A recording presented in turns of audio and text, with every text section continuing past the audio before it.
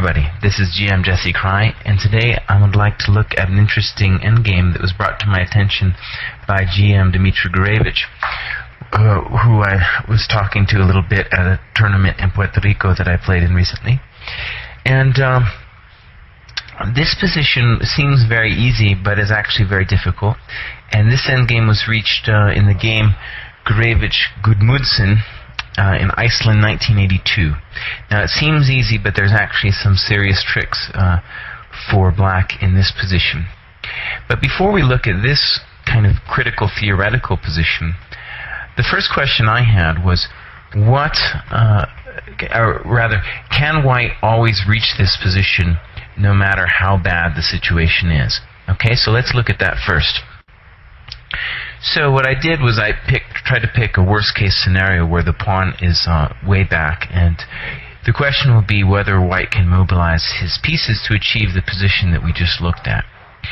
And right here it's a little bit grim, because we're going to have to pin our own bishop with bishop c3. We can't really go back to b2 due to rook h2. And for example, bishop f4, rook takes c2, and we see a key idea for black here is that this position is drawn because our bishop isn't controlling the queening square. So let's take a look at bishop c3. So bishop c3. Now we're a little bit paralyzed. And let's say king c5 now. Just putting the king on the dark square because the bishop on c3 is entirely paralyzed. So the question is, can white make progress? And what we're going to have to do is we're going to have to divert black's attention from this pin in order to advance our pawn. In general, if we can get our king up one square, it'll be much easier. And so that's going to be the basic objective. Now, I tried a number of different things here, and there might be more than one way to do it. But the basic idea I had here was to put the bishop on the diagonal c8, a6, and that'll create strong potential for the pawn moving forward. So let's see. So what I'm going to show is just a sample variation. Black can do a number of different things, but basically the ideas that white's going to use here, I don't see any way for black to stop. Okay, so let's just say he plays rook g3, putting it on a dark square. Bishop e4. I think bishop f5 to c8 will also work. Rook h3, bishop b7. So now we are indeed threatening to play a5, a6.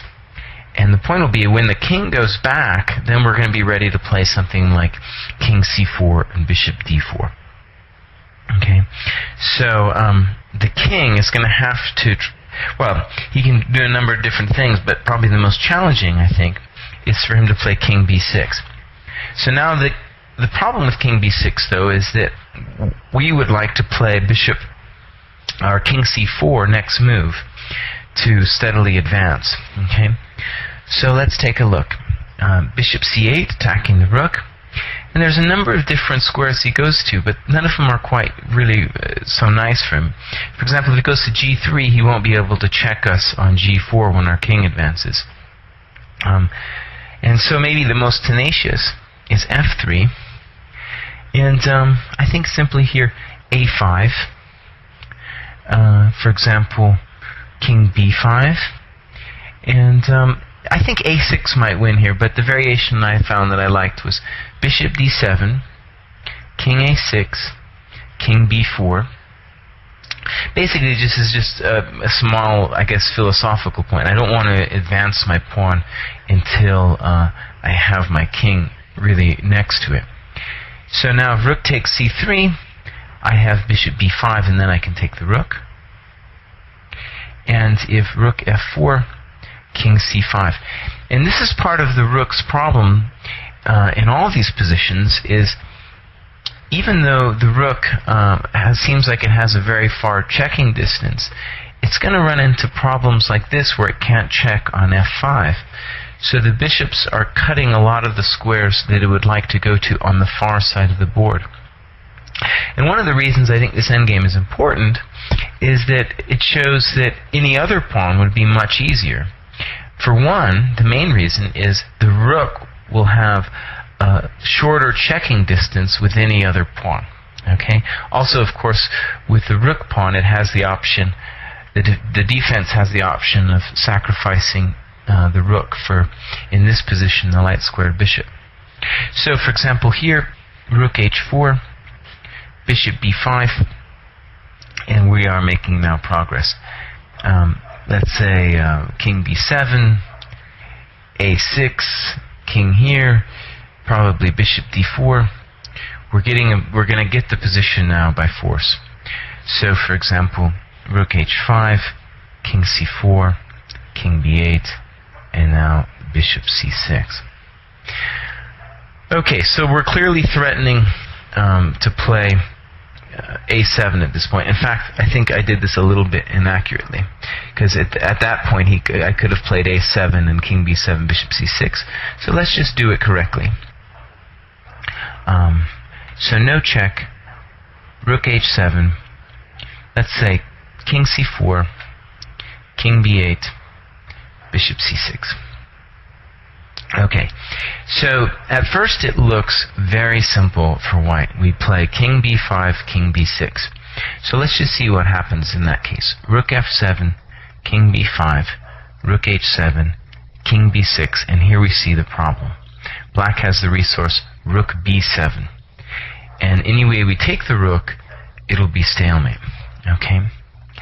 So, interestingly, in the game with Gurevich and Gudmundsson, Gurevich actually didn't push the pawn to a6. He saw that trick in advance and was worried that if he played a6 there would be no way to win due to this plan of rook b7. And I've attached to this game in the PGN file, and it's a pretty good example of a couple things. What to do when you don't know the endgame, but nevertheless have all the possibilities in the world to massage the opponent. And that game is really a good example of an old school Soviet style massage. It went like 125 moves and black finally fell for a trap. And Gurevich really never pushed the pawn until the trap was set, believing that maybe this position wouldn't be winning. Okay, so we have to find some kind of way to win this position. And one of the reasons I wanted to even look at this was Dmitry told me there was a very nice win here, and I wanted to see if I could find it myself. And it's not easy, because really the idea of bringing the king in is the only way to significantly strengthen the white position. So we have to come up with a different idea. And the idea here that I found was we can play bishop c5. Okay, now the rook has to stay on the 7th rank. Okay, if it ever moves, we can play a7. Also, it's important to see that any time black plays rook c7, we have bishop d6, pinning and winning the rook. And the idea that I found here, and I assume this is what Dmitry was referring to, is we do this: king d4, rook f7. Notice if he checks us, let's just say he checks us, it doesn't really matter, because he has to now return to the 7th rank no matter what. Okay, so back, king f4, rook f7, king g5, and now we're beginning to see the point. Say rook h7 or g7, and we're going to move the king in, and the rook has lost all of its squares on the 7th rank. And I quite like that example, simply because the rook seems like it's such a powerful piece, and it is, from checking with the distance. But now we find it a position where all of his squares are taken. So this is a nice Zugzwang idea, winning this game.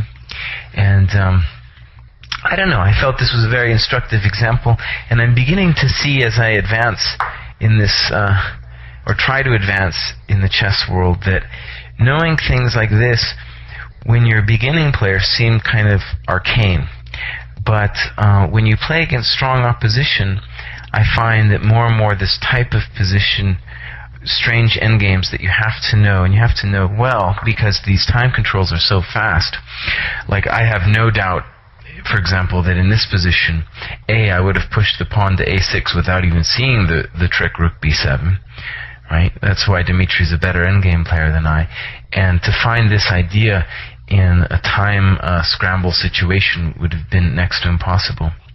In any case, what I'm finding is that one needs to have an understanding of these positions, because very often it's that half-point difference which really makes the difference between a mediocre tournament and a very strong tournament. So, this is GM Jesse Kraai, hoping you enjoyed the lecture. Bye-bye.